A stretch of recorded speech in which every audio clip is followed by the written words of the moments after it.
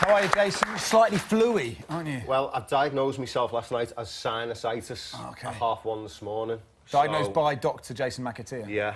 Okay. Yeah. At one point, I thought I diagnosed myself as dying. That's what you do on the internet, isn't it? And then I narrowed it down to sinusitis, so I think I'm going to be okay. You're going to make it? I'm going to make this season, yeah. I'm not fit for tomorrow.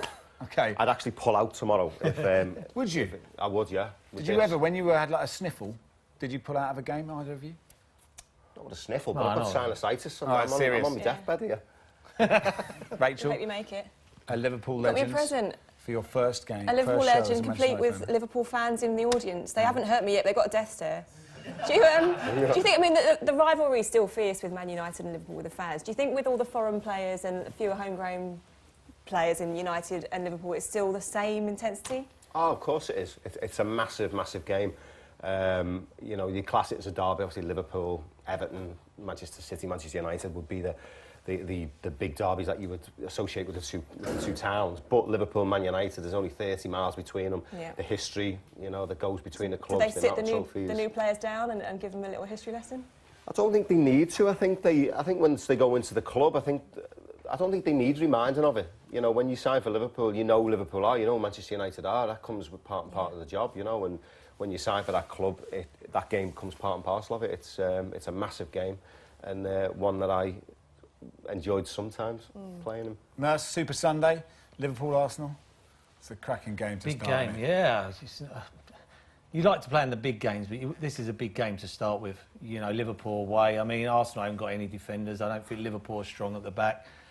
I can't see anything but loads and loads of goals in this game. Cannot see anything but goals. Jace, agree with that? I always think it's really unpredictable, Max. The first game of the season, you know, everything's fresh. There's new players trying to impress. You know, the fans are right up for it. There's a lot of optimism goes around.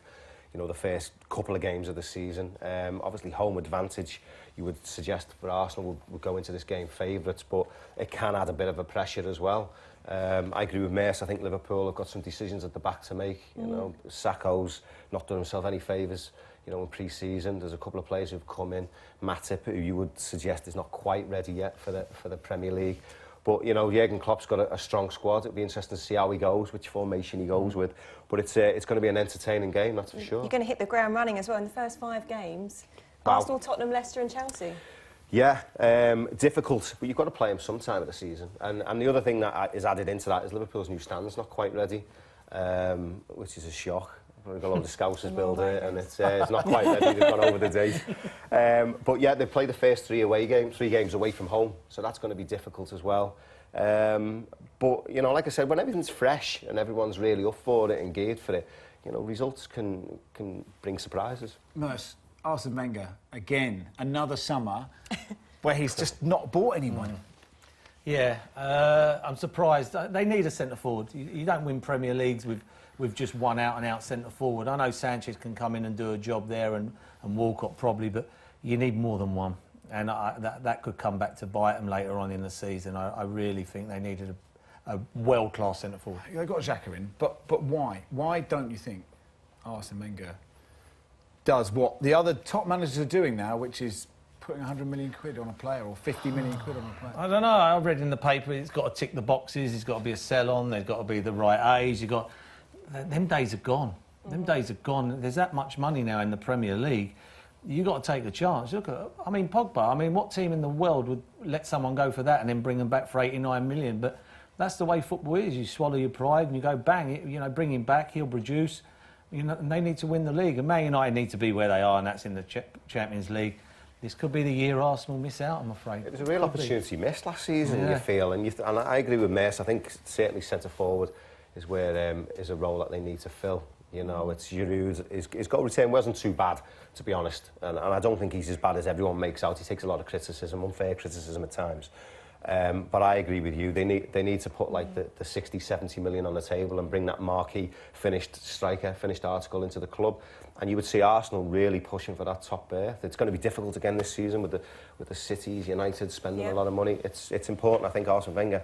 Lacazette, any news on that? No, that's the problem, is it? I mean, Liverpool, you know, you still know people. Liverpool, Klopp, what do they make of Klopp?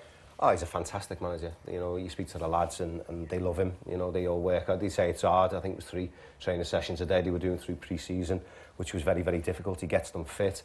But I think he's an honest manager. He's got that man management qualities where he treats everyone as an individual, and they all like it. He's got loads of competition for places this season, which is good. Yeah, I like him. I've met him a couple of times. He's a really nice fella. All right, Jason, time for your 1 to 11. You've done it before, so we're going to do a 1 to 11 of the best players you played with for Ireland, all right? Okay. And we're going to do it slightly differently this year because it just took a long time for you to write it out. Do you remember you take the pen lid on and put it back on? Again, Hours it was for me. Yeah, and, you know, and spelling was an issue and all those kind of things. So we're just going to bang it up on the screen and then we'll talk through it. No worries. OK, so here it is, your Ireland 1 to 11, right there. Right, Jace. Who would have been the first player on your team sheet? It'll have to be Roy Keane. Unbelievable. Midfielder, probably the best in his generation. A leader, you know, great to have around the dressing room before the game. Not so much after the game if you were beaten. But he led by example. And when you were on the pitch, you know, there was... Certainly at Liverpool, you look at match winners and you look at Robbie and McAteer and know you've always got a chance, Barnsley, but certainly when you played for Ireland, you'd look at him and think, we've got a chance today when he's on the pitch. He was immense. How scary was he? I mean, you must have played against him. You've played with him. You want him on your team, surely? I played against him one of his first games when he come to Nottingham Forest from Ireland. You'd have never thought he was going to turn out to be that kind of player. Do you know what I mean? He was on the bigger side as well, wasn't he? Yeah, so, yeah, great player. Great's used very loosely, but he's a great player. Any manager that was scared of him? No, there was no manager scared of him. There was managers who had disagreements with him. And, how did they go? They'd agree to differ and just go their separate ways and do enough for each other. I know where you're going with this. You'll have to buy me a book. That's what I was trying. What about forward-wise? I mean, Robbie Keane, what a player he's been for Ireland, always turns up as well. I think the thing I've gone with there is obviously Ireland would always be synonymous with having a big fella, little fella up front with the Quinn or the Cascarino playing with the little one. But Robbie Keane, brilliant. I mean, we've never been blessed with world-class players throughout Irish history, but there's always been a sprinkling, do you know what I mean? And I'd put Robbie, when he was up there, as world-class at one point. You know, there was nothing he couldn't do, no goal he couldn't score. Whether it was a header, side foot, blaster, free kick, he had the lot. And he was another player you looked at in the dressing room and you think, if he plays tonight, we've got a chance. And obviously I partnered him with Aldo, one of my best mates.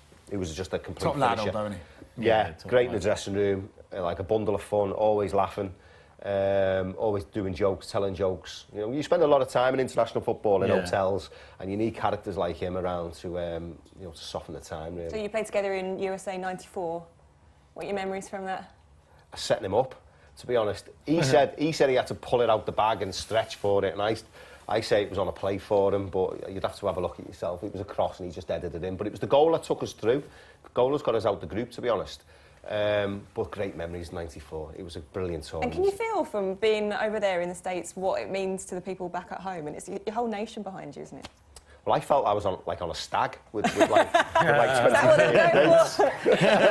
That's what it felt like when I was out there, and it was just brilliant. I mean, the Americans don't do anything by halves, do they? So the competition was immense. It was fantastic, and to spend it with a lot of them lads was just a dream come true. What about Gary Kelly? Well, I think Gary Kelly is one of the most underrated right backs the Premier League's ever seen, and you know, I think if you'd ask any of the players or ask anyone, you know, your best Premier League 11, Gary Neville would probably get in it. But I think Gary Kelly was better than Gary Neville. A lot of people will smile at that, but I just think, you know, Gary Neville had a lot of great players in front of him, Ronaldo and Beckham, who really helped him out. But Gary Kelly, for me, had everything: pace. You know, he always had gigs in his pocket, as you would know, Rach. And he could always chip in with a goal, but another fantastic character to have around the dressing room. Always give it his all. And probably an Irish legend that people look at him very fondly.